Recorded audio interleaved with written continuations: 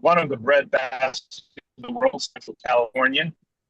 I am driving on Interstate 5, and I'm here with my daughter as I'm taking her up for her as she is on her way to her annual appearance at a fantastic public fair in the state of Oregon. It takes place next week, where she both performs and helps design costumes. And so here I am. I didn't quite expect I'd be here at exactly this hour, but I am. So I apologize for that. And if I'm coming through a little uneven, I'll be at a stable location in a few minutes. And because of my circumstance, I'm going to be joined, helping co-host this town hall with somewhat a little bit by Donna Smith. We'll hear from him a little bit. As always, Mike Fox, and go follow Donna in a few minutes with our PDA to-dos. But my primary co-host this hour is the great radio experienced William Walter from the state of Wisconsin. As I don't know, I suppose that's alliteration with all those W's. I associate alliteration with more popping kind of vowels, but William Walter of Wisconsin qualifies. WWW. How you doing, William Walter? I am doing very well, and I am thankful for my parents for setting me up with that alliteration. It's almost like I was born to be Wisconsin's representative in this progressive movement here, and I'm more than happy to do so because Wisconsin has a rich history of progressivism, arguably the birthplace of American progressivism, and Milwaukee has one of the richest histories of socialism in the entire country through our sewer socialist movement. So I'm happy to be representing the great state of Wisconsin. And in a few minutes, by the way, after we hear from Donna and Mike, before we introduce our Donavan McKinney, a fantastic progressive, is running. Just like we saw in New York City recently and in Colorado, running as a left progressive, challenging, in this case, quite a moderate conservative incumbent from Metro Detroit, not the place to be really putting up conservative Democrats. So we really herald Donavan McKinney for stepping up and running and being who he is as a politician, as we see him as a true representative of the people of Metro Detroit. He'll tell us about the district and the race. He, by the way, I think was the first, or he was the second candidate to be endorsed by Bernie Sanders, and one of the first by PDA this year. And though I think we announced it more recently, we knew we would be endorsing him. So that was a little bit of internal politics for PDA, but we knew we were always going to endorse him. And Bernie Sanders highlighted him. I think it's the first candidate Bernie endorsed in the entire country. So we're in to meet, again, somebody who's poised to join with those progressives who won these incredible races all over the place in the country. And we are really excited to have him join us. We're going to learn more about Donavan McKinney, who will be, again, I think, one of the new great leaders of the Democratic Party, the Progressive Democratic Party, and American politics writ general. Keeping my eyes on the road here, you shan't worry about my safety here, but we are pulling off to where I'll be stopping. But William, before we go further forward, I'd love to hear from Donna Smith with her thoughts for the weekend. Donna, welcome and take it away. Please, from someone a little older than you, pull over. Oh, I am. Right now, there is the plane. There's my destination right in front of me. Very good. Very good, Al. Hi, everybody. This is Donna Smith. I'm the chair of the National Advisory Board for PDA, a former executive director during the time when Bernie Sanders ran for president in 2016, which was really exciting. That was a lot of fun. I'm here in Colorado. I live in Colorado's 1st Congressional District, where we had a huge progressive victory on Tuesday night, where Milat Quiros took away incumbent Diana DeGette's seat. Diana had held that seat for a lot, 30 years, longer than Milat has been alive. So there was a continuation of a wave that's happening across the country. Predicted by some people, I think as soon as many of us saw that the turnout was high, we knew what was going to happen. And I think the important message to take away from this, at least in my congressional district, this is where I live, is that the attack ads and the enormous amount of money that's flowing through politics right now, and dark money, and it's obscene, and we all know it. And that voters are starting to disregard. And I think that's good. I think at least in Colorado, people were getting stacks and stacks of mailers for, whether it was our state house candidates, no matter who it was. We were getting these slick, glossy, double-sided mailers, union print shops, of course. But oh my God, those of us who know anything about politics know how much money that costs to mail entire voting districts. So anyway, and the attack ads on TV, we had attack dogs barking in one ad, and then we had little puppies whining in another ad to answer the attack dog ad. It was craziness for us, craziness for us. So in any case, in CD1, at least we seem to have a little less of that, but still a lot of dark money flowed into this race. There is no doubt about it. But what's starting to matter more, and maybe it makes sense coming out of the pandemic, is that door knocking, calling people and actually talking to them, talking to your neighbors. I can't tell you how many conversations I had with neighbors about politics in the last little bit of time, and I'm still doing it post-primary in Colorado. So I think that favors groups like Progressive Democrats of America, where we put a lot of energy into connection. We connect with the candidates who are on our endorsed list. We do things for them. I have reached out and spoken with Milad's campaign manager since the election, congratulated them. I'm happy to be helping in any way we can going through November. It's not likely that the one the Republicans have put up is going to pose any major challenge at this point. We will have a lot of crazy in Colorado, though. I don't know how many you've heard. Our Republican gubernatorial primary resulted in a guy who literally seems to be crazy. His name is Victor Marks. He lives on a compound outside Colorado Springs, if that gives you a clue of what this dude is all about. And when he was in the biggest debate that we have in the state, he prayed his way out of the debate. And it looks like after a very, very tight Republican primary, he may actually be the one the Republicans would like to represent them on the ticket, which is insanity. And what bothers me as just as a woman and as a Coloradan is that there's that many people in my state who think that would be a good idea. That's scary to me. And that says to me, along with the lessons I'm taking away, that connection to people matters. Talking to people matters. One-on-one. Meet them where they're at. Shake hands with them. Tell them you understand. I talk about grocery prices a lot because as a senior on a fixed income, oh my God, it's awful. It really is bad. You go to the grocery store and you can't afford to get the little stuff that you would normally get. So you end up buying lesser things or less nutritious things, even as a senior. So I think the reality for all of us is connection.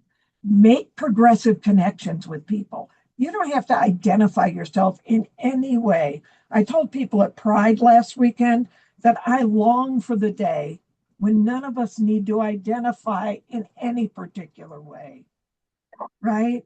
Where we can just be who we are, whether it be in our sexual orientation or our political beliefs, because I think more of us are aligned on what we think the policies should be, but somehow we get all cobbed up in the crazy. So reach out to people on a human level, please do that.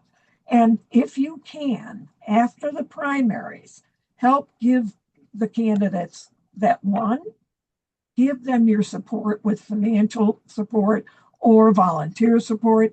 And for those candidates who lost, having been one of those myself many years ago, it hurts.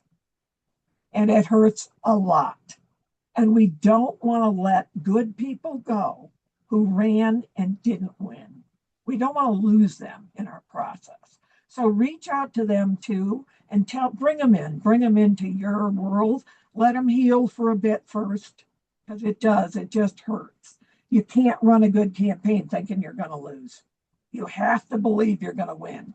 And you do believe you're going to win when you're doing it. So fight hard. Yes, we had a great victory here in Colorado this week, which I think carried an awful lot of people over the finish line who owe thanks to Malat Keeler's, to her ground game. That's where they owe thanks. And so we need to learn that. And with that, I spoke too long. Back to you, Walter. Thank you, Donna. So I am seeing that Alan is raising his hand. Is that because we have to make him a co-host again, or I'm not entirely sure. Yes, Oh, I need to be co-hosted. I can't get my video on. But you're now good, Alan. Okay, thank you guys. And there we go. Okay, so as you can see, I'm no longer. As you can see, first. Hey, so I'm no longer driving. Here we are in beautiful, very hot California, and I'm at a restaurant. My daughter's going to order for me, and I'll stick with the town hall. So let's go to Mike Fox for a PDA to dos. Then when we come back, I'll take a few minutes just to drop in this article I wrote about the direction of the country, the Democratic Party, in light of the 250th anniversary of the country.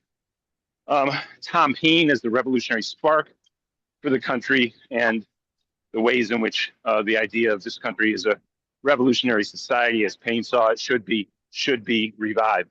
So right now, let's go to Mike Fox for our PDA to-dos for this week. Thank you.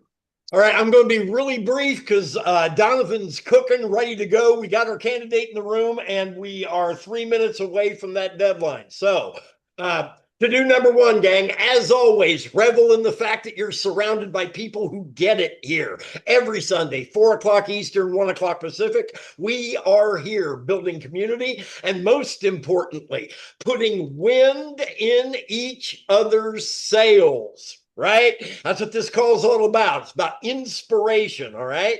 So if there's something inspirational that you can share with us, wonderful, please do.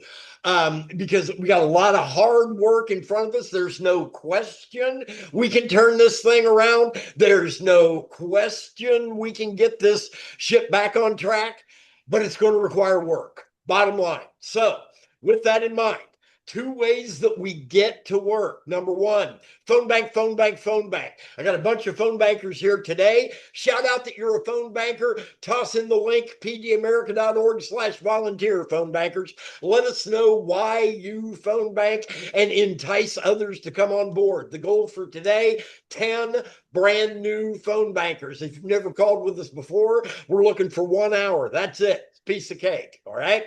No question you can make it happen. Now, to-do number 2 is the treasure element. You got time, you got treasure.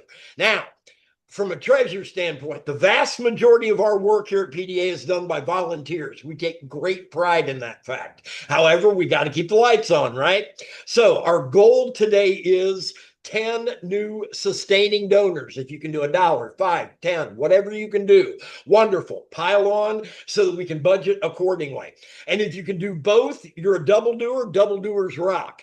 We'll be back at the top of the hour to see where we're at on our goals here. And back to you, William. Thank you, Mike. Do you want me to jump right into our fabulous candidate then, or do you want me to wait for Alan to have his mention the common dreams? Alan just came back into the room again. We need to make him a host one more time. Okay. So I see his hand up. I will wait for you to co-host him. Do we see him? Yes. Okay. All right, you're co-hosted again, Alan. Hey, everybody, go. and I apologize for this. Family circumstances is such that the people that will be taking my daughter from Marin County up to Oregon actually decided they had to leave earlier than expected, hence I'm on this road trip today. And I am in the middle of California, and we will be introducing candidate for the U.S. House of Representatives, PDA endorsed candidate, Bernie Sanders endorsed candidate, Donavan McKinney, in just a moment. And I did, however, in the introduction to the show, want to encourage people to check out the article that I published on, published for the 4th of July. Common Dreams put it up late on the night of the 3rd. And I put the link into the chat just a few minutes ago. And Harvey J. Kaye, my co-author on The article's about the 21st century economic bill of rights. I was actually asked by Zateo to do an editorial piece for them. First time we worked with Zateo, the great new independent channel organized by Mehdi Hassan, about Paine and the 250th anniversary of the United States of America. And I wrote an article about Paine, and I worked with Jamie Raskin's office to introduce a resolution honoring Paine, who has been very rarely honored by this country, even though there would have been no American Revolution as it transpired. There would have been no preamble to the Declaration of Independence without common sense becoming the publishing sensation of 1776. That was really much more clearly a revolutionary document calling for a break with the British monarchy and calling for democracy, radical democracy, no to tyranny. And at this hour, that speaks to the crises that we find ourselves in today. So Harvey and I have been writing articles. When I took the proposed resolution about Paine, which unfortunately couldn't go to the alleged council in time for January 10th, which was the 250th anniversary of the publication of Common Sense. It was introduced in the Congressional Record by Representative Raskin, and I turned it into an article on common dreams, which Graham Flatner then helped go viral by him tweeting it out. And I got to speak to Graham Flatner about that. So this is a follow-up on this article, but it moves away from Paine and it focuses on the PDA strategy for really transforming the American economy back to what it was, not all entirely inclusively because of American racism, structural racism, and of course that needs to have no part of anything going forward. It must be fully inclusive, of course. Now, back in Roosevelt's day, you had economic strategies that produced the great American middle class and the prosperity there that had never been seen before in the world. And it speaks about the necessity of bringing that about. And if we don't have that achieved, we're going to continue on the crisis of democracy because the population is very dissatisfied with the economic social contract. They know the country can do better, and they see all the money going only into the pockets of the very wealthy. And then the third part of it is about strategy in the Democratic Party. As much as people denigrate the Democratic Party, we have to remember that Roosevelt and all of that was achieved there through strong labor unions in Roosevelt, through using the Democratic Party. And of course, we at PDA were founded after Ralph Nader's campaign in 2000, a brilliant campaign in so many ways, crashed and burned, and then many people's mind produced very, very negative results. The recognition that the left progressive to politics. Oh, thank you very much. No, thank you. You're very kind. And by the way, this restaurant, is so packed right now that there's a huge line out the door. That's why they just asked if I wanted a glass of water. But the Democratic Party is the vehicle we have to use, where we will have partners like Donavan McKinney, hopefully in Congress. So, folks, I'm going to hand back to William Walter. I'm so excited to hear from Mr. McKinney. We are such huge fans. We are so grateful for him running. It's very, very important for the progressives in the Democratic Party to run progressive candidates against conservative Democratic incumbents who no longer have any economic policies that speak to the need of the general population. We need that transformation to occur, utilizing the Democratic Party, this unique two-party system we have with these unique primaries that anyone can run in. And Donavan McKinney is stepping up from his position in the state assembly to be a champion for the people. And we're so excited to have him here. William, take it away. And I again apologize for my circumstance, everybody. Thank you so much, Alan. So I am honored to be able to introduce Bernie Sanders endorsed candidate Donavan McKinney, a lifelong Detroiter, proud husband, and devoted father of two. He's also a proud product of Detroit Public Schools and has a long history of fighting for hardworking families all across the state of Michigan, having led coalition work with SEIU Healthcare Michigan, organizing for workers to earn a living wage and be able to provide for their family. He has served as a state representative in Michigan, the State House District 11, I believe. And he is currently running for Congress to put people first and deliver tangible results for all communities across Michigan, as he has done in the legislature, as he has done in unions, and as he will continue to do.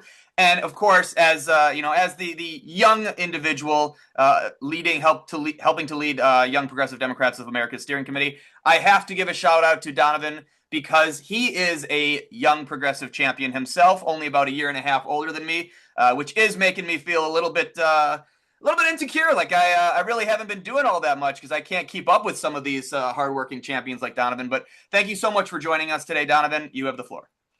Thank you, Will. Thank you, Alan. Thank you, PDA, for hosting us and just endorsing us and taking a chance on us. And because we can only do it with people like you all supporting. And so, again, my name is Donavan McKinney.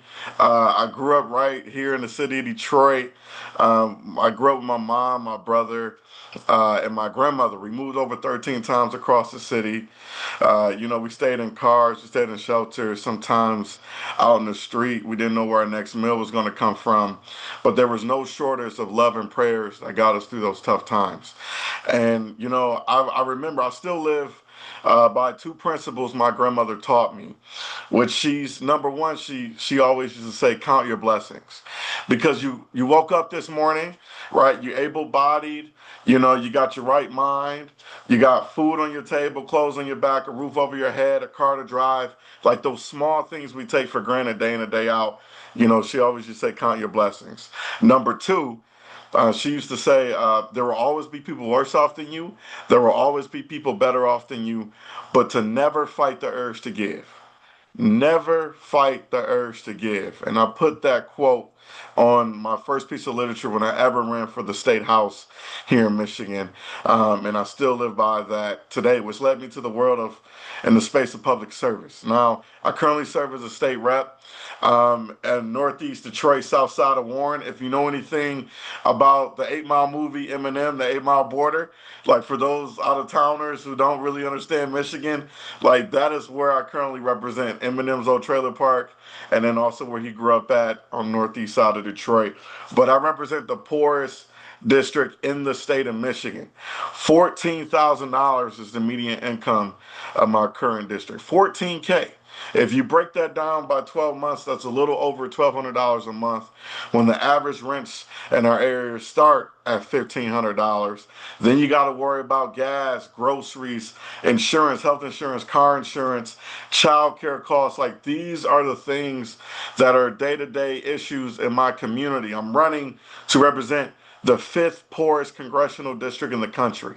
Out of 435 districts across the nation, we are the 5th poorest, and same issues. A lot of folks are just struggling to scrape by, let alone surviving, let alone thriving. I got people, young folks who are working 2-3 jobs, not even making ends meet. I got seniors on fixed income that literally call me day in and day out, who've told me that their federal food assistance just got cut because of Doge and the HR1, the one big shitty bill, I like to call it. They call it one big beautiful bill.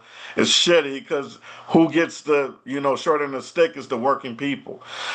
Their food assistance literally got cut by less than $30 a month. What are you supposed to do when you're on a fixed income of $900 a month and then your rent is $800? So you're deciding every few weeks between life-saving medicine because prescription drugs and out-of-pocket pay because of the rollbacks of the ACA. That's why we need Medicare for all. But this is the issues that our people are dealing with day in and day out, not only in my constituency, in my district, but across the country. And we have to fight to ensure that does not happen, and that needs to change.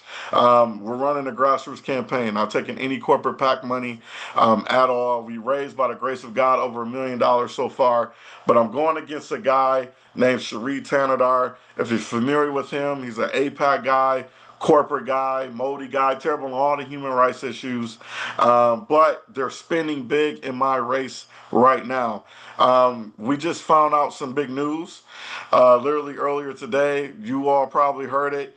Mallory Romero, who's a current state senator, she was recently running for the U.S. Senate alongside Haley Stevens and Dr. Abdul El Sayed, has dropped out the race. So Abdul and I are in head-to-head races right now as we speak. And we're both going against APAC candidates, and they're spilling big right now against us, and we need your help to combat that. They're literally spreading lies about my record, my voting record, tying me to Trump of all people. I'm like, Lord and behold, this is nuts. But we're going to fight back. Another thing we're going to be focusing on, too, is not just Medicare for all, but we have to get all the dirty corporate money out of our politics. I've led that opportunity at the state level with the Taking Back Our Power legislation last term and earlier this term. And guess what? Because of the politics in Lansing, Michigan, we couldn't get it done. So guess what? people on the ground like yourselves, organizations, decided to take our legislation and create a ballot initiative. So they went to the State Board of Canvassers and they got it approved. They collected over 600,000 signatures. And right now it's in the front of the State Board of Canvassers. We'll know in the next couple of weeks or so if it will get on this year's November ballot. If it does, it's going to pass, I believe, with at least 80% of the vote. Because no matter if you're a Democrat, Republican, Independent, it doesn't matter. We all know the corporate influence in our politics is just too much. And so as soon as I get elected, I'm going to sign on to, Congresswoman Summer Lee's bill. She's out of Pittsburgh, as well as Bernie Sanders, to take all dark corporate money out of our politics. But also overturning Citizens United. We can do that through congressional action. We must do that. We must have a Democratic Congress that's willing to have courage. And listen, courage to me doesn't necessarily mean the absence of being afraid. Courage to me is even when you're afraid, you still do the right thing on behalf of the people we all represent. And so if we want to be the working class party, the Democrats claim to be the working class party, but we need to freaking act like it and step up and make sure that we level the playing field to ensure that the masses and the people voices are heard. Another thing we're going to be focusing on is universal child care. I can't do this work without my beautiful wife. I got 3 amazing children with her, ages 4 and younger. I know, Will, you said 2. It's 3. We got 3 amazing children, 4 and younger. Our oldest son turned 4 earlier this year. Our middle son turned 2 on Valentine's Day. And our baby girl, who really runs the whole show, recently turned 10 months old. And so, when I look in their eyes every single day, I think about the world we're going to leave them, not just for them, but for our grandkids as well and future generations. We have to fight back. We all know what we want, need, and deserve in this country. We deserve better, and we deserve elected leadership that's going to follow and be aligned with our values and not sell out and to the highest bidder and just to the corporate oligarchs. And so I'm just so honored to have you guys' support. We are building the biggest and baddest coalition in the country. We have over 150 plus endorsements from, our lieutenant governor on down to local elected officials, county, state level, to even like our faith and pastor leaders, to progressive organizations like you guys, from Bernie to Rashida, you name it. But this is not about me. This is about building a real movement, and Michigan is a game changer. I mean, you guys probably know, like, if we can flip our state, we can flip the country. And so all eyes are on Michigan. August 4th is our primary, literally 30 days away. Absentee ballots have been out in the past couple of weeks or so. People are voting now. They're submitting their ballots right now. But we can win these seats. I got to give a shout out to some other folks, progressive people. I think you guys just endorsed Diop Harris in the 4th district here in Michigan. He's running a great campaign. I know Will Lawrence in the 7th. I think Kyle up there in the 1st district. But Abdul and I are leading the ticket alongside Rashida, trying to get our progressive values heard. And they're scared of us, y'all. They are scared of us. They're scared of when people come together collectively on behalf of working people and working voices. Things can change. Things can happen. We just all have to put in a little bit and fight like hell to make sure it delivers and it happens. And I'll say this. It's the 3 T's. We need your time, your talent, your treasure. If you have any time, come out and volunteer, whether it's to come fly in and come knock doors, or you can stay where you're at and help phone bank.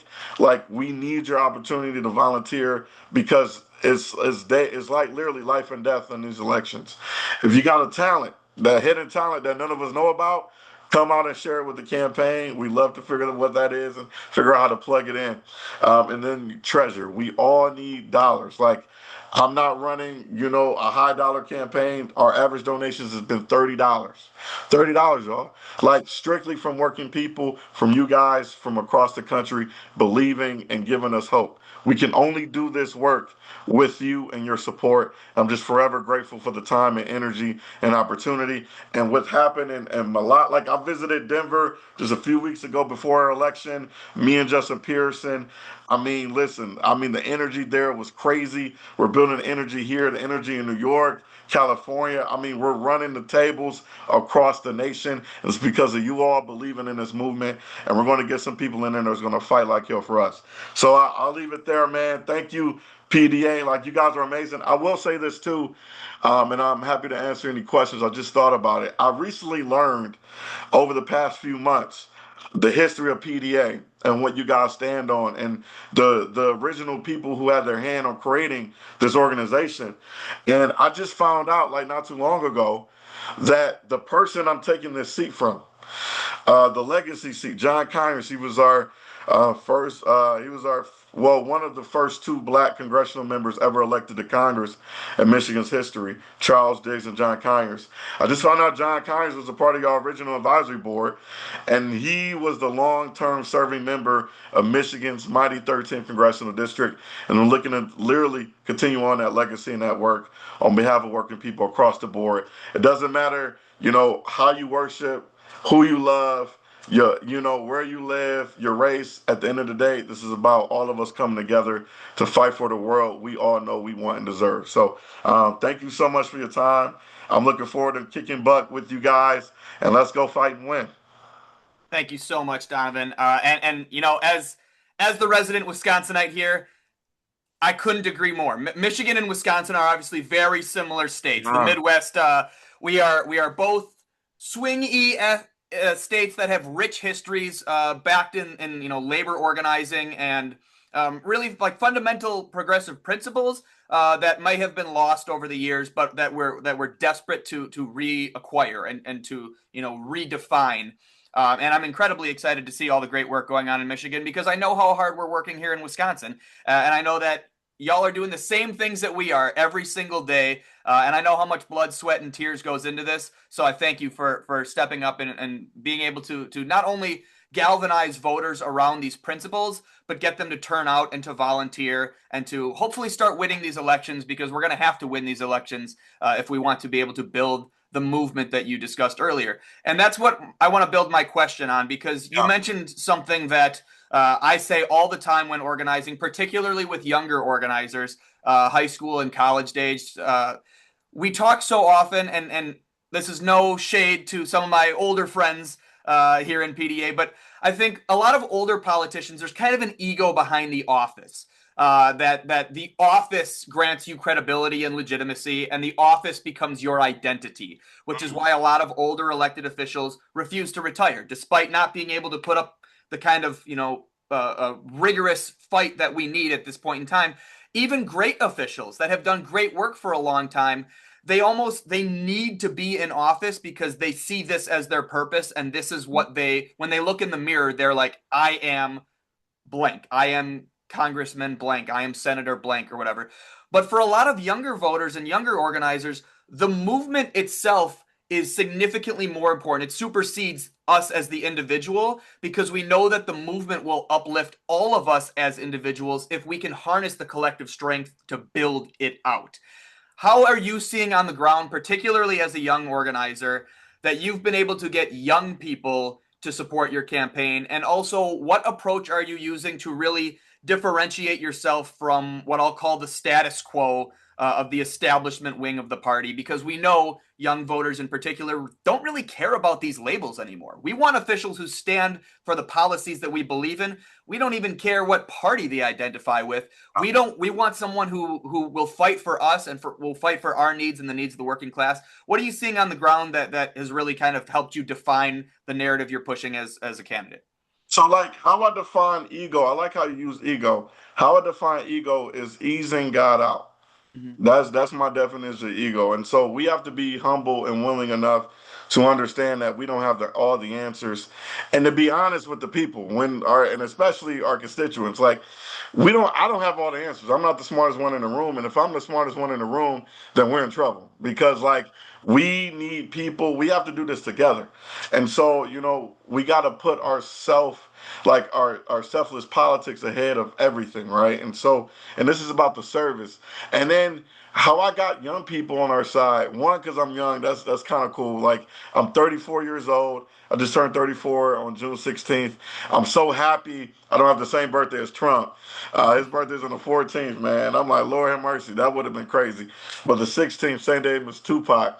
But like, it's about following what you preach, right? And so Practice what you preach. Yep. similarly Yep. to what the Democratic Party is all about, which is right, we say we're the working class people in the working class party, and we represent folks and families who are working class, but our actions tell us differently. And so we have to literally tell people where we stand on and follow to the best of our ability, because none of us are perfect. I think God created all of us perfectly imperfect, but do the real work on behalf of the people, and I guarantee, like, they will give you grace to be able to operate and maneuver in the world of politics. But you have to stay steadfast in what you represent and how you're going to campaign, and what you campaign on, and really fight like hell for those promises that we all want and need. But like, our young people, they're just tired of just like empty promises. They're tired of it, and I'm tired of it too. I literally, like, once we're elected, God willing, like, once we're elected, like, we're gonna hold this Democratic Congress, because we're gonna get the, I think we're gonna get the gavels back. We're gonna get the power back. But you need people in there to hold these folks accountable to what they claim to be. And that is why building this movement, because I can't do it by myself, I need a coalition, and getting all of these great, amazing people elected across the country is so important. And I think you hit the nail on the head right there. It's not just about getting into office, it's following through. Once you are in office, you have to expend political capital, you have to give the voters victories, and if you do, they will return the favor. They will continue to come out and vote for you. With young people in particular, it's such a lack of authenticity, I think. And True. they want to see and hear voices that they see themselves in. For example, you're a young candidate. Young people are going to say, "Oh, young people can do this too. We can get involved. We can get engaged." Uh, Alan, is that you? Alan, I'm hearing a lot of Yes, static on your end. oh, sorry about that. I'll unmute, but Mike, if Mike could put my video on, then I'll ask the follow-up question after you. Thanks. Well, go for it. Sounds good. And this lack of authenticity is something that I often hear on the ground, particularly with young voters. They want to see someone who speaks their language because we've lived their life. And That's I true. think the next step of that is also with working class officials. We're sick and tired of, to use an analogy, the silver spoon in the butt politician who was born into a family of immense wealth and privilege, and then went to elite institutions, and then was able to be, handed a position of power. We need to be able to get officials in office who actually represent the people because they have the same lived experiences of these people. And that's one of the reasons, amongst many, that I'm so excited for your campaign and to see you get into office, because I want officials that are able to speak the same language as me. So I'm going to pass it to Alan for the next question. Alan, if you are able to unmute. I am, and it's very loud where I am. And Donavan McKinney, it is so brilliant to sit here in this absolutely overcrowded restaurant and hear what you're saying. And I have to say that, in our society, there's a lot of praise about, say, how smart Peter Thiel and Sam Altman and people like that are. I think you sound a million times smarter than them, and you sound infinitely more wise, and exactly the type of person we need in Washington, representing the people of this country and the people of Detroit too. But I wanted to ask you just the victories that occurred across the country over the past 10 days in Colorado and in New York. How much resonance are they having in your district? Your thoughts about that, your sense of being part of a national movement that has political momentum. And, with the Kiros race out in Colorado on the betting markets, which are ridiculous to track, but the media is tracking them, so we're paying attention to them too. Without any new poll results, she went from only a 30% chance likelihood of winning to 70 just on the results in the New York primaries on Tuesday. And is there that similar kind of momentum that you see happening in your district and in your metro area? Yeah, that's a good question. Like, people are excited. Like, they are really excited now. And I think, like, it's you either have two choices on the ballot for your senator and for your congressional member. You either going to be pro crypto, pro corporate, pro APAC, or you're going to be pro people. and pro-working class. And that's it right now. There's a hard line. And it's hard for like the middle to gain any ground in this political climate because the vast majority of people are fed up. We just had our first trillionaire in American history. And we got so many folks who are struggling, and like we can start wars out of freaking nowhere in Iran and other places and spend billions of dollars a day on these wars, and we're telling people, you know what, we're denying you care because you have a pre-existing condition. What in the world are we living in? And so people are starting to wake up and see the bullshit. I'm gonna call it as it is. It's bullcrap, man. And so, like, you either have a choice in this election, and that's why people are like, you know what, we're going to give you guys a real shot, and we hope that you guys can deliver. And I do not take that lightly. I do not take that trust lightly. We got to go out there and fight and make sure we deliver something for them. Beautiful, man. Take it away, William. And maybe if Donna's still around, Donna may have a follow-up question too for Donavan McKinney. But take it away, William. I believe I was going to pass it on to Donna. Donna, I wanted you to have the opportunity to ask the next question. Awesome. Well, I'm going to do a little different, Donovan. I was born and raised near Chicago, so I know a little bit about Michigan. Although Detroit couldn't possibly be as good as Chicago, but there you go. I think Detroit is the best city in the world. We've been through, I mean, we're Rust Belt cities, Detroit, Chicago, Midwest. Yeah. Well, you mentioned John Conyers, and it's indeed that he was our first on our advisory board, first chair of our advisory board. He was also the first congressional member to introduce Medicare for All. Wow. His bill HR 676 was the standard bearer we carried for many years in the Medicare for All movement. Now, Pramila Jayapal and your own Debbie Dingell in Michigan are really champions of the Medicare for All bill that's in the House. So now, Donovan, if you're going to represent the same district that John Conyers came from, we're going to ask you to take it a step further. And more than just pushing for more co-sponsors, you have to be an out-and-out champion for Medicare for All. How are you going to do that when you're going to be a freshman congressional member? Yeah, no, listen, I'm more than happy to champion that and push it. I'd like to tell this story about when Bernie called me to endorse me. Bernie calls me up on his cell phone and he's like, hello, may I speak to Donavan McKinney? And I'm like, I'm trying to like impersonate his voice. And I'm like, yeah, this is Donovan. He was like, hey, this is Bernie Sanders. And, I'm hearing good things about you. And, I'm going to endorse you on the campaign, but I got a few questions to ask you. And we talked for like 10 minutes. And he was similar to your question, Donna. He's like, we need you to, and we need more leaders to push Medicare for All. You absolutely down for that. I don't need you to be scared when you get elected. And I'm like, yeah, of course. And we talked about through the strategy and how to not only get more endorsement, like people to sign on and co-sponsors, but actually like running the table to get a hearing and like really push to get some legislation passed. And so, there's ways to do it as a freshman. Like, I'm going to be leading it. Like, I'm more than happy to take on that mantle, but also like I'm more than happy to work with the elder states people like Debbie Dingell and Pramila who got the experience, but also with the Malas, Darrell-Lisas, the Claires of the world. Like, a lot of us are coming together, and I think we can really build this coalition out to get at least a hearing and hopefully a floor vote. We'll be pushing, and I think with the new rules now, anybody can push for a floor vote, and I'm hoping we fight like hell to keep those rules. Good. And one other thing I'll tell you that you mentioned, Donovan, that's so important, the honesty of our elected officials to tell us the truth.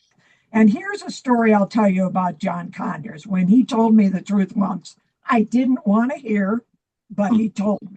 Right after President Obama was elected, we sat in a huge AFL-CIO room with leaders of all sorts of healthcare organizations. Everybody pumped up. Everybody's excited. We're going to push through universal healthcare.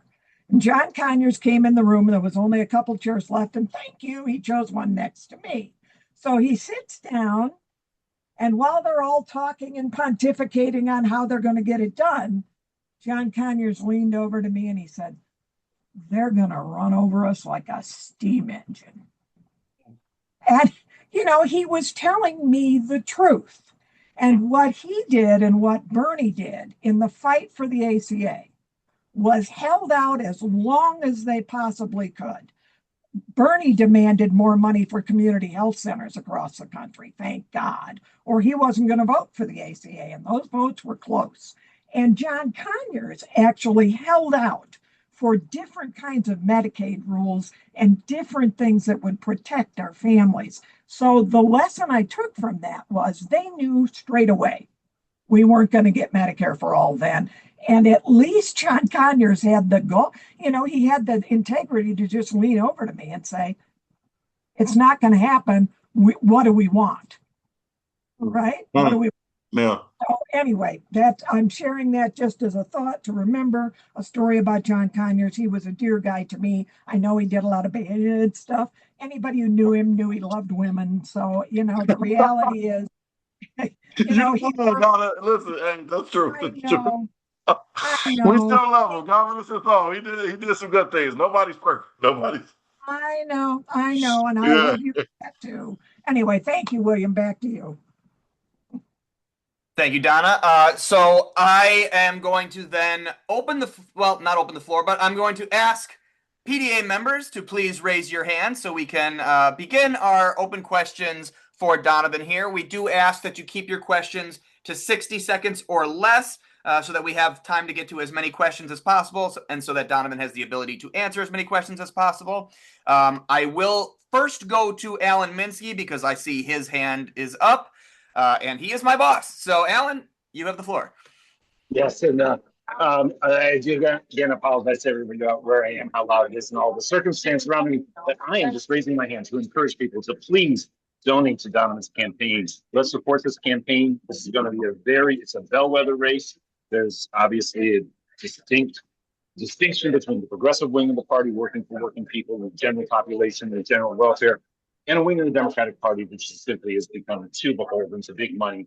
And Donovan is exemplary as a part of the progressive movement, and it's a winnable race. He's going to be a brilliant public service servant in the U.S. House of Representatives. I think we all can tell that from this call. So please, there will be a link in the chat where you can donate to Donovan's campaign, and there's a link in the chat where you can donate, and it can be a split because we will be mobilizing our phone callers, and we'll be putting our own energies and treasure as well into supporting Donovan's campaign. So, consider donating to Donovan's campaign, and there's a link that is in there, a PDA link, and you split the donation between PDA and Donovan's campaign, as we'll be working for Donovan's campaign on what is going to be a bellwether election on August 4th, upcoming primary. And by the way, Donovan, if you could, I'm going to go away now and probably not come back again. It's been brilliant to listen to you. If you can remind people what the situation is with early voting and mail-in voting, when it starts, has it started already in Michigan? Because obviously we got to put the treasure in.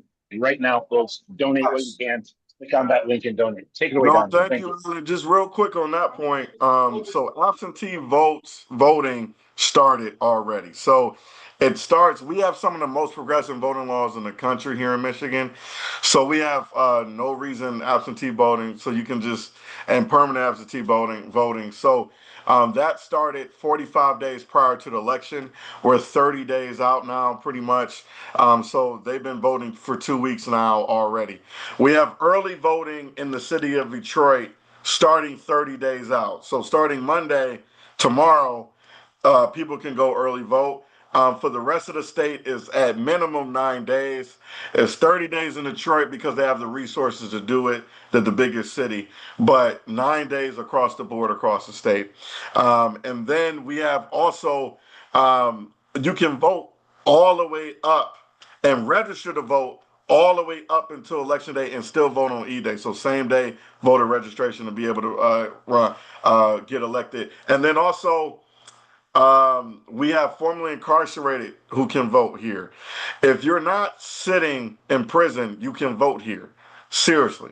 It is like you can be awaiting trial in the jail, in the city jail, awaiting trial and still be able to vote here. So like there's plenty of opportunities for folks to vote. We just need them to, actually utilize that resource, and like we got to get it out. And so we need your help, because with me and Abdul and a few other folks, like I think we'll be able to turn that vote out and win it. But we need your resources to do it. And to expand on that a little bit, resources come in many forms, right? Time, talent, treasure, all three. If you have all three, please be generous with your time, treasure, or talent, and share with Donavan, because like Donavan mentioned earlier, Michigan in a lot of ways is a litmus test for the country. If we can start getting progressive champions elected in Michigan, if we can get progressive champions elected in Wisconsin, so many of the arguments that the establishment Democrats use, oh, this isn't blank, this isn't, New York, for example, was what they love to throw around post-Zoran, that other places aren't New York. That is accurate. Yes, factually, other places are not New York. We have a lot of different locations across the country. But one thing that all of these locations have in common is that voters are desperate for progressive champions and for tangible change that helps benefit the working class. And people like Donavan are going to be the harbingers of that. Just to add on to that, we're projecting about 2/3 of the vote will be in the next week. Like by mid-July, we're projecting 2/3 of the vote will be in by mid-July, because there's a lot of opportunities to vote early, either by mail or just in-person early voting, at least in my district. And so in the congressional 13th, we're the most Democratic district in the entire state. And so whoever wins the primary will win the general. But like if we can get our voters out, it's like a 2-for-1. They also turn out for Abdul, who's the most progressive candidate in that Senate race. So it's a win-win. So we just need your help to make sure my voters will come out for him, and it's a win-win in August. And then when representatives like Representative McKinney and Senator Abdul are in office, other places all across the entire country are going to start being able to more confidently push their progressive candidates as well, because the electability argument, it's garbage first and foremost, but it's not applicable when we're showing progressives winning all across the country. So we're going to go to the open Q&A now. Alan? And quickly, William, just a reminder that Dr. El-Sayed is going to be our featured guest on next week's town hall, and I will not be, stuck in the middle of a restaurant in the middle of California. The desert next week. But Randy Villegas is district, by the way. He's going to win a fantastic victory for progressives in November too. But take it away, William and Donavan, and we will have Dr. El-Sayed on our call next week. Thank you, Alan. So if we could, PDA staff, if we could get our timer ready to go, and I'm going to go by the order that I see hands raised in the chat. So first question, we have Mila. Mila, if you would please unmute, you have the floor.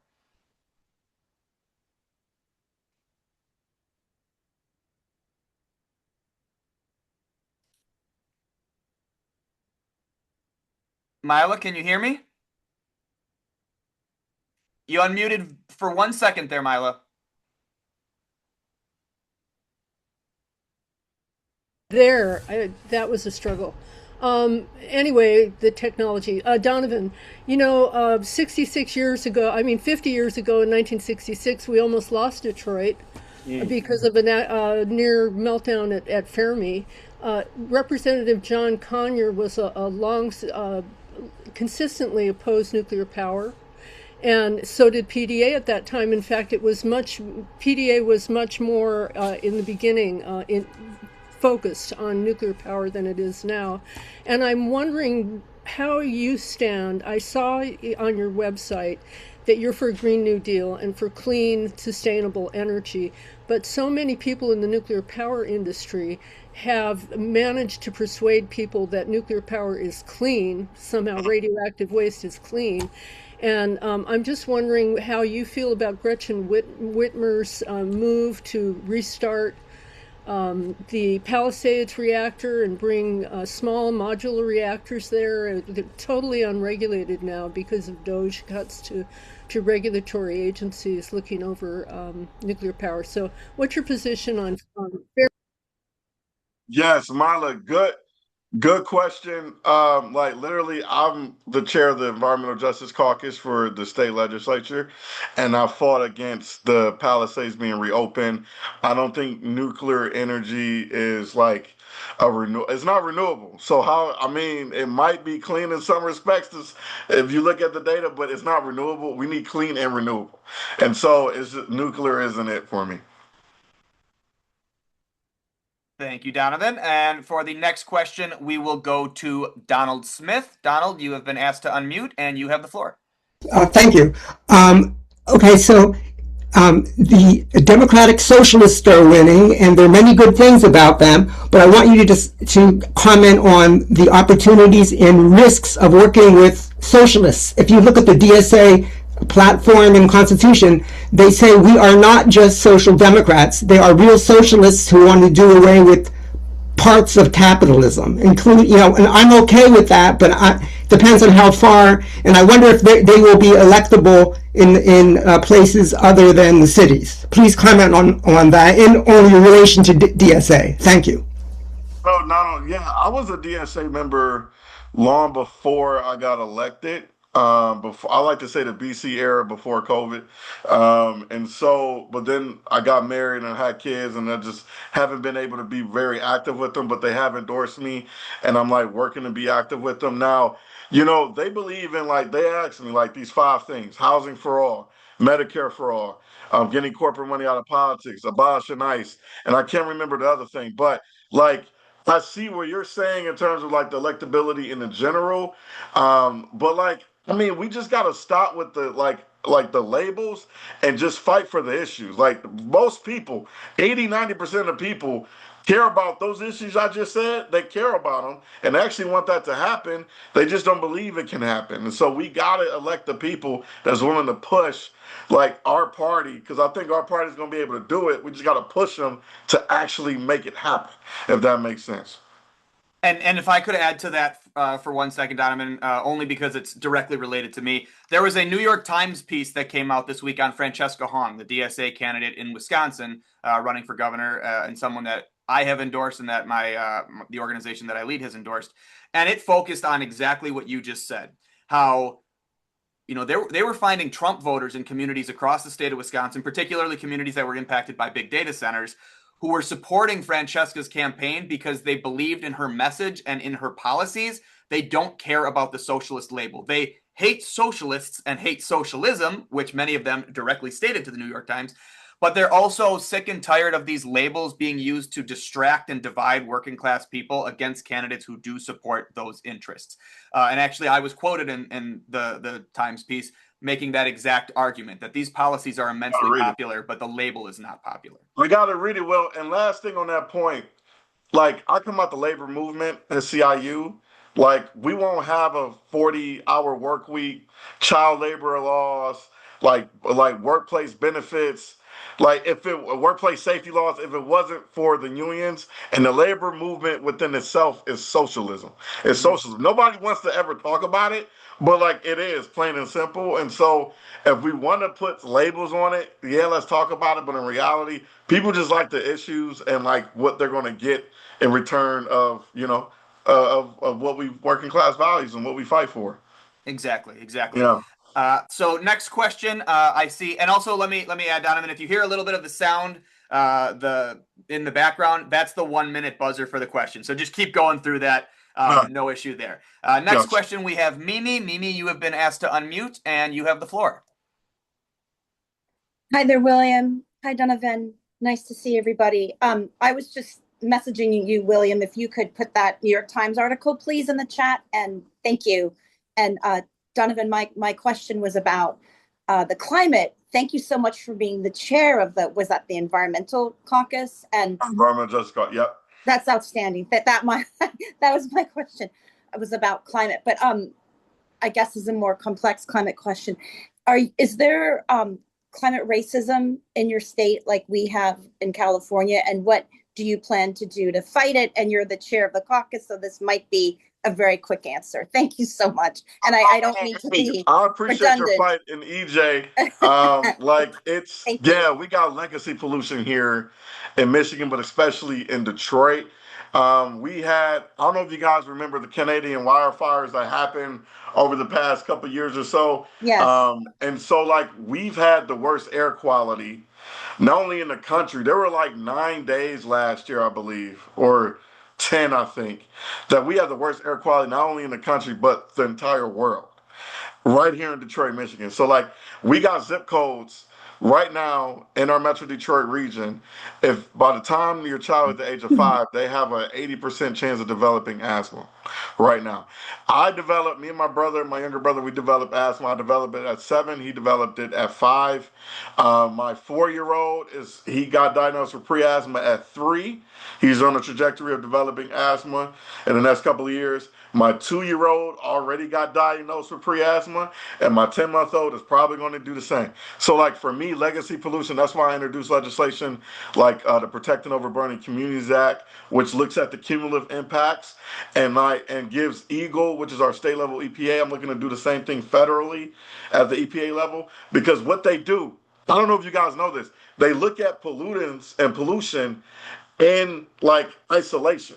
Sulfur dioxide, carbon, PFAS. They don't look at and put it all together in totality. Cumulative impact legislation. That's what we need in order to protect our communities and from our water too. And I heard this as well, which is kind of crazy. I read it a few weeks ago. I think like by the time your child at the age of 2, they got like a 95% chance of having PFAS in their blood. By 2 years old, y'all, like what are we doing here, man? It is unbelievable that this is happening in our country. But we need EJ solutions right away, and we're going to be fighting like hell for them. Excellent. Thank you, Donovan. And I see next question will be from John Stiles. John, you have been asked to unmute, and you have the floor. Hi, can you all hear me? Yes, you're good to go. Okay, I have some comments. First of all, I was a Bernie Sanders delegate in Alaska. Bernie rocks. The Democratic Party rocks. Donovan, you want to be our president? Oh, man, John, I don't know, man. I gotta work it here. Let me work. Let me prove to people that we can do the job and deliver. Not quite, but soon. So let me. Here's my comments. I'm 67 years old. Okay. This all goes back to the Reagan era. Okay, when Clinton ran, I remember this election in 1992 like it was yesterday. He had to get the soft money and the corporatists behind him, or he would have lost the election. I'm willing to bet my life on that. Hillary Clinton in 1993 proposed the Clinton healthcare plan of 1993. Its goal was to come up with a comprehensive plan to provide universal health care for all Americans. The answer was Romney Care, okay, which I was a health insurance agent, which is the next best thing to universal health care. He should have ran on that in 2012. He would have won the election. All he had to say was Obamacare is our idea, we're going to make it better. But my point is, we lost our union base. We haven't recovered since the Reagan era. I think the Democratic Party in general does as much as they want for the unions. For example, Madami was sponsored by the Democratic Party of New York. So remind everybody that we're still paying for the Reagan era and we haven't recovered. And I'm sorry, the Democratic Party has been getting it right all the time. I voted for Jimmy Carter in 1980. But he lost the election, unfortunately. So we were on the right path, but once again, I have to say, do you have a question for Donovan? The Republican Party. That's my comment. Okay, thank you.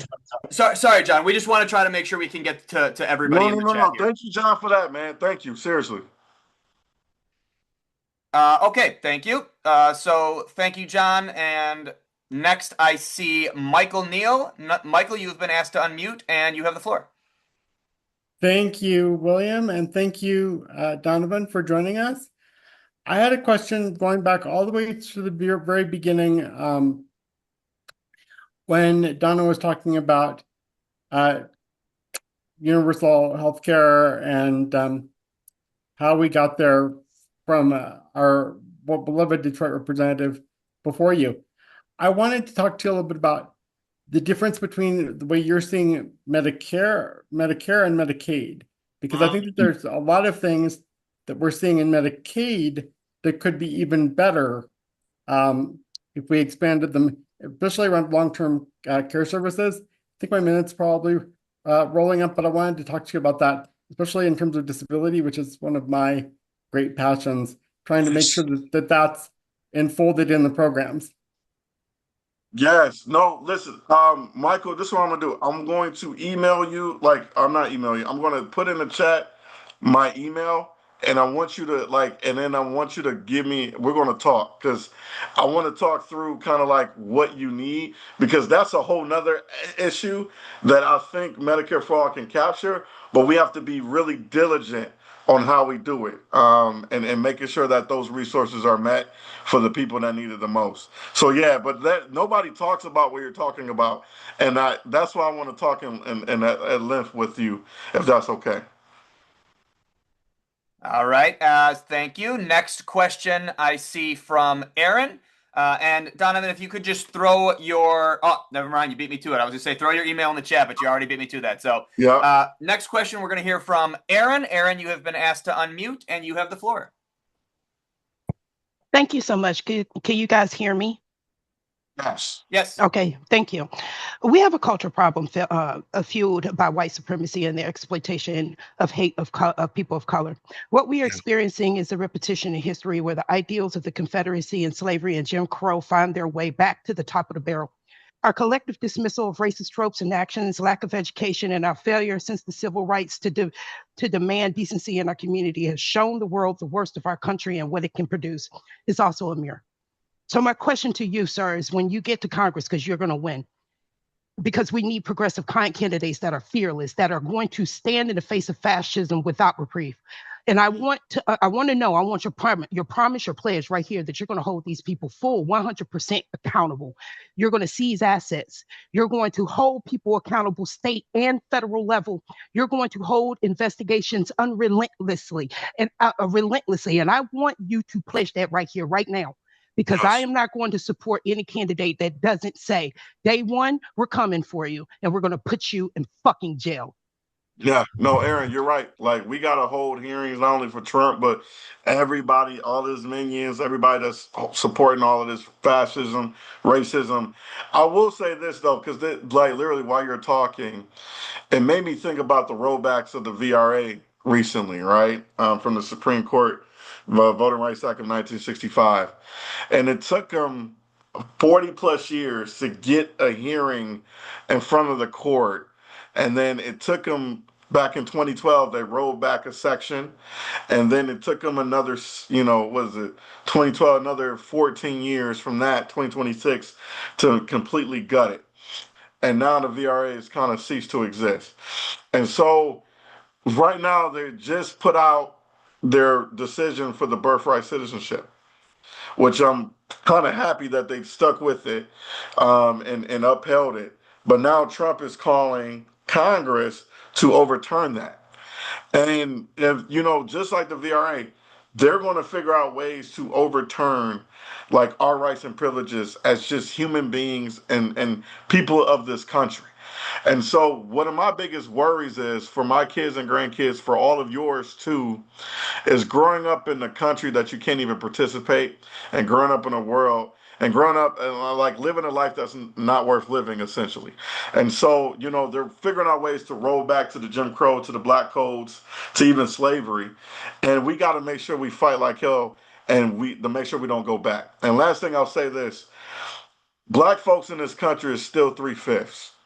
Has never been outlawed or eliminated. It's still in the Constitution. I don't know if y'all know that. The only reason why I'm able to hold office currently and run for office, the only reason why I'm able to walk around free, quote unquote, is because of the 14th Amendment.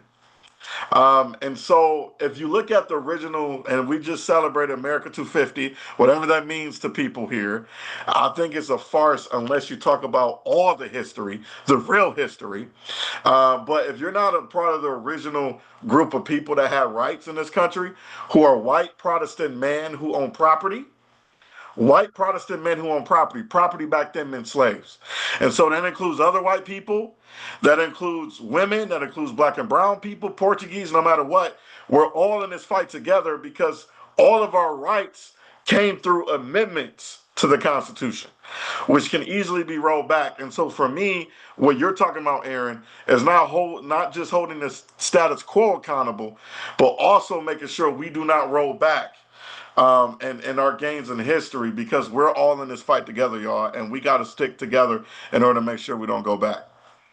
Fabulous question, Aaron. Thank you so much. I believe Donovan has about 5-ish minutes, so if we could try to really get through our questions as quickly as possible here. I see next, and I apologize if I mispronounce this, Rogelio, you've been asked to unmute, and you have the floor. Hello, thank you so much. My name is actually pronounced Rogelio, but thank you so much My for apologies. trying. That's all right, buddy. I'm from Florida, Donovan.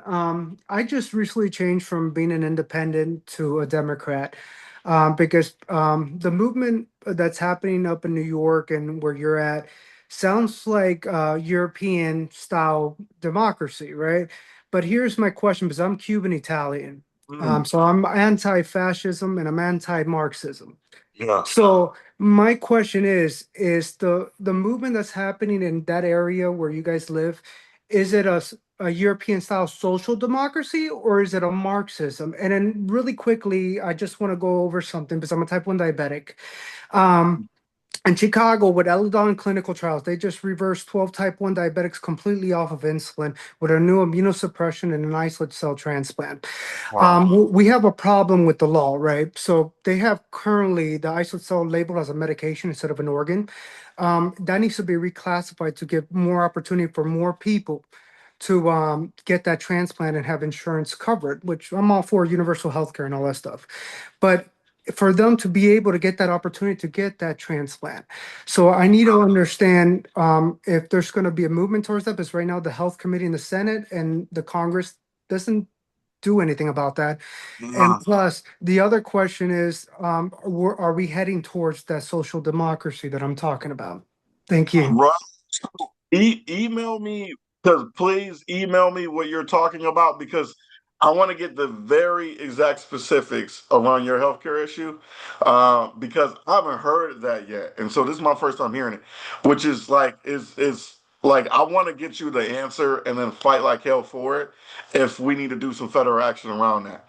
But in terms of your question around like Marxism, socialism, European socialism, like listen. Like, this is about working people. How I define politics is the redistribution of resources, black and white. There's no gray area when it comes around that.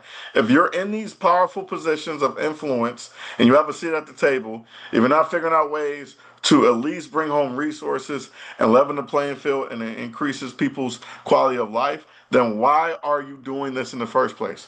And so, like, for me, like, I mean, maybe it's a little bit of both, Marxism and socialism, but like, I don't like the labels. I'm more so just like want people to have a life that's worth living and like literally get whatever they need, because we have the resources in this country, being the wealthiest country in the world, to do so.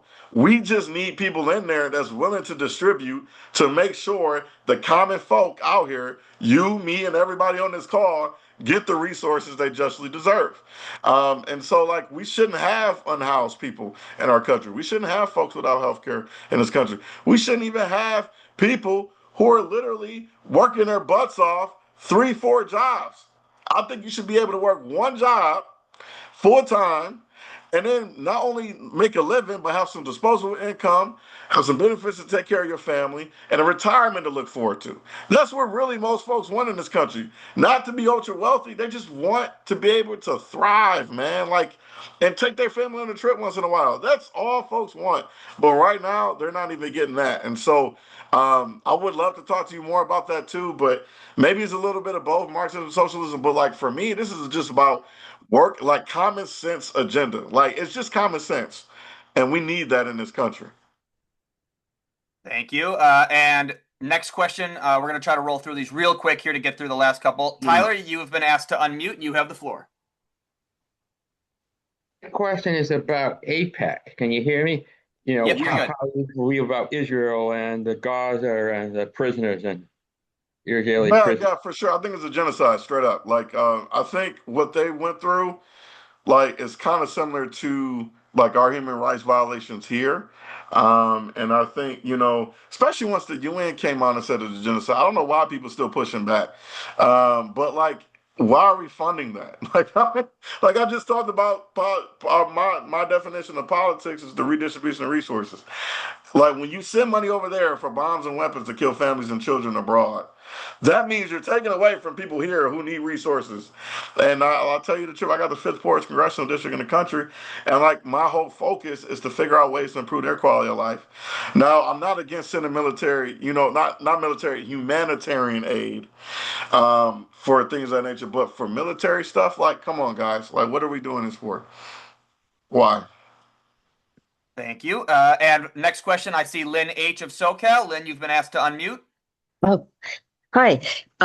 Question one, have you set up any debates or candidate forums with your opponent? Because I think you would totally kill him. I mean, just figuratively speaking. That's number one. And two, I'm a canvasser and a phone banker for a lot of candidates, and I've seen the dark money rolls in right when early voting starts, and voters have told me, I believe those ads because the candidate being attacked is not answering it or responding, and I need to hear a response. So I'm wondering how prepared you are for the dark money ads that are going to lie and attack you like you've never seen. So how are you going to conquer that? Yes, Lynn, you're absolutely right. The dark money has come in. They have slandered our name through and through. Some people are seeing through it. Like some folks are having a little like issues with it, and so we're just trying to get. That's why we need your help to do the phone banking, to do the anti-messaging against it, like to get the ads out because we got television ads rolling, but like we don't have enough to combat like what they're doing. APAC, and then Cherie's a self-funder. He's a multimillionaire. He's the first congressional member to invest campaign money in crypto. He also made his money from pharmaceuticals, killing dogs and animals. So like he has buku resources, so much resources. I'm not going to be able to outraise him or outspend him, but we can't out hustle, out organize him, and out love him. And to combat the lies, that's why I need your help so much. But like we've been doing videos, like the news, the local news have reported like some of the farceness and like some of the issues with his ads, but like that's not enough. We need to keep pushing. That's why we're knocking on these doors, we're making these phone calls, we're running the ads, but like we can only do so much. That's why we need more people to join the coalition to combat that hate and combat those lies. I love the way you phrase that, Donovan, because that's something I say all the time. We're never going to out fundraise or out network the billionaires. It's mathematically impossible. 6 men hold more wealth than the bottom 50% of Americans combined. Yeah. But we can out organize them and we can outwork them because we outnumber them 1,000,000 to 1. I love to reference the Pixar movie A Bug's Life, where the grasshopper, the bad guy, is telling the other grasshopper, like, you can't let one ant stand up to you because then they all stand up to you. And every millennial and Gen Zer that I say that to is like, oh my God, yes, thank you. So we have 3 more questions. We're gonna blow through these as quickly as possible. 1 question per person, please. Carla, you have been asked to unmute, and you have the floor. Yes, this is Carla, and I'm a member of the PTA disability team. And so my question is a yes or a no. Representative Dingell is the co-chair of the Congressional Disability Caucus. And it sounds like the conversation you had just a few minutes ago about the environment and asthma, etc. You would be a good candidate for that committee. Have you spoken with her? Yes, I speak with the Congresswoman all the time. She gives me words of encouragement. She's helping me behind the scenes. But yes, I'm more than happy to join that caucus. Absolutely. Thank you. And John, you have been asked to unmute. You have the floor. Yeah, my question is about monopolies. Hello? Yes, we can hear you. Go ahead. Yeah. My question is, where does he stand on this will merger between Union Pacific and Norfolk Southern Rail Corp? Because there's like a monopoly going on, and it must be broken up. There's like a monopoly going on between the 2 railroads. No, John, we got to break up all, like we got to strengthen our antitrust laws. like anti-monopoly laws. Like it is crazy. I'm like I got the support of the SMART union, which is the transportation railroad union, sheet metal workers. They got a joint union, but like it sucks because the way they treat our railroad workers is like unbelievable. The issues with safety, and like now they're cutting jobs left and right, with these mergers, and these corporations are wreaking havoc, and they're doing some illegal stuff too. So like for me, like these monopolies just create more of an oligarch and more of an opportunity to like do those harms, and just like it's hard for government to put them in check. So yeah, like whenever I get in there, I'm going to make sure that we limit as many monopolies as possible. And we're going to go to Carol for the Alan. What was that? Oh, did I speak? Yes. Oh, yeah, I do have something to chime in. Actually, since I chimed in, Alan, we got one more question if we could get through it. Last can question. I just wait for? Okay, go for it. I'll be after the next question, but I do want to just chime in one more time before that goes. Okay, thanks. Sounds good. Carol, you've been asked to unmute. You have the floor. I've got a question for Donovan, and I'm asking this since I know you're endorsed by DSA. Wasn't that what you said? And you've in the past been more involved with DSA. I have a really high opinion of what DSA has been doing, and even considered joining them myself. But there are 2 points that I've read on their website here recently that kind of concern me, and I would like for you to comment on those. They would like to write a new constitution. They would also, in the government, like to have one chamber of workers rather than the 2 chambers that we have now. Those are things that I personally can't agree with. So what are your comments on those? Are those issues that you would support? Yeah, no, that's actually a good question because I was just having this conversation last night with a couple community members. And so, because they were like, man, Democratic Socialists, because this is their first time hearing it in my community, so to speak. Because like some people are starting to wake up and pay attention. But there's a lot of people who don't even know what these labels are. And so like the conversation we had was like, it's kind of like you don't necessarily, it's kind of like being a Democrat. Right, like there's moderates, there's progressive wings. That we're all on a part of the spectrum, similar to democratic socialism. There's a spectrum of it, and so like for me, like I'm getting reintroduced to it, and like yeah, a bunch of stuff I agree with it. A bunch of stuff I got a little heartburn, but like that doesn't mean just because you don't agree with somebody 100% doesn't mean you need to throw them out. I don't know if you guys remember Reverend Barber out of North Carolina. He talks about the 80% rule and how Republicans, like, they don't care how much you agree with them, man. As long as you're a Republican, I'm with you.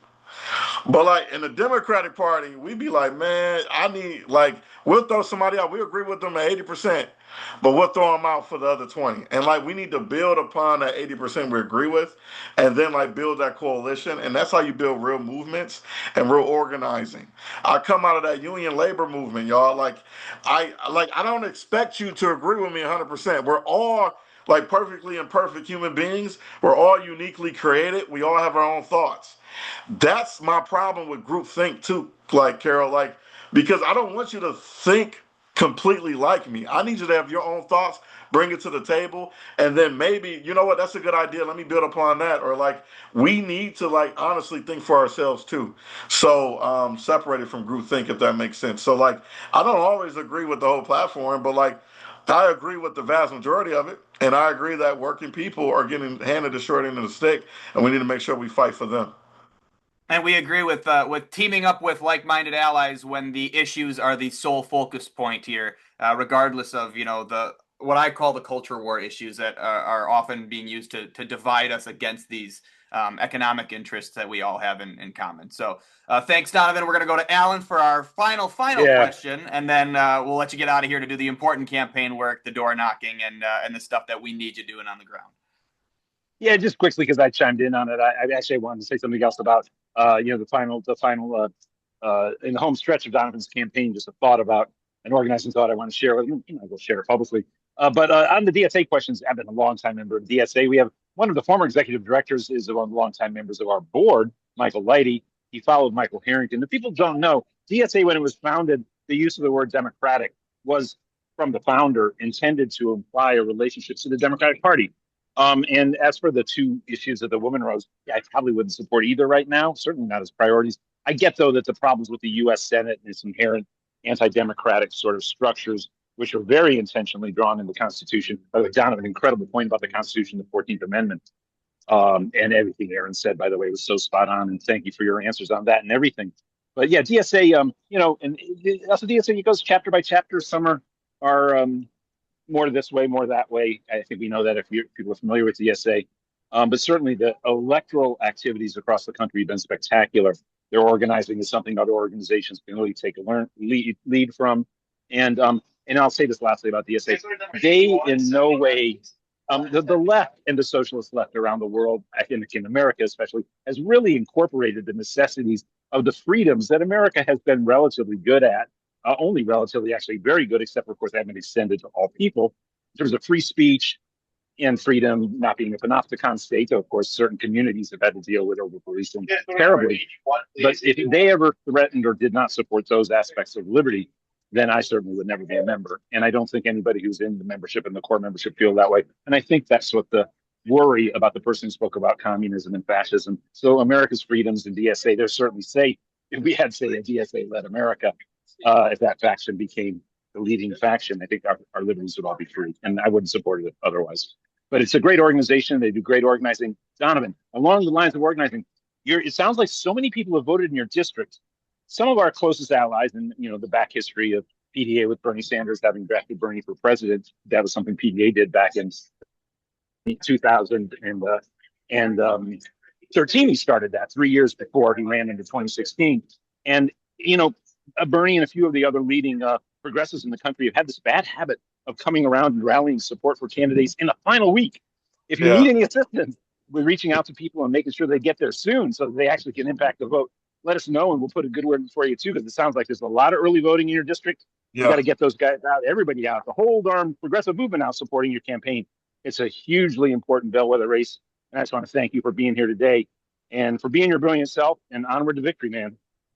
Let's do it, Alan. I appreciate everybody on this call. PDA, Will, like all the questions. I mean, you all are amazing, and the reason why we're going to win is because of you. So I'm excited. Like we'll put in. I'll let Will and Al know like election night things that are happening. If you guys want to fly in or come into Michigan, and then our swearing in too, because this is a people's movement, and I can only do it with folks like you all right there with us. Thank you so much.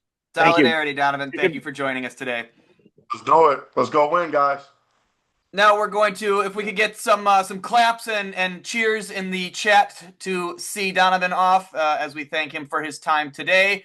I'm going to pass it on to Mike Fox for the PDA to-dos. And Mike, I believe we might even be jumping into family time. Mike? And William, along those lines, I'm going to sign off too. Obviously, I really should be with my daughter here as we drive through the California Central Valley up to north of the Bay Area.